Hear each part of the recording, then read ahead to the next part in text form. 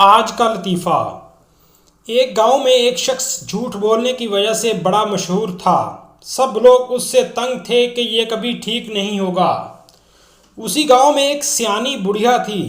जब उसको पता चला तो उस बुढ़िया औरत उसकी इस्लाह की नीयत से इस झूठे शख्स के पास गई और कहा, बेटा, सुना है तुम दुनिया के सबसे बड़े झूठे आदमी हो।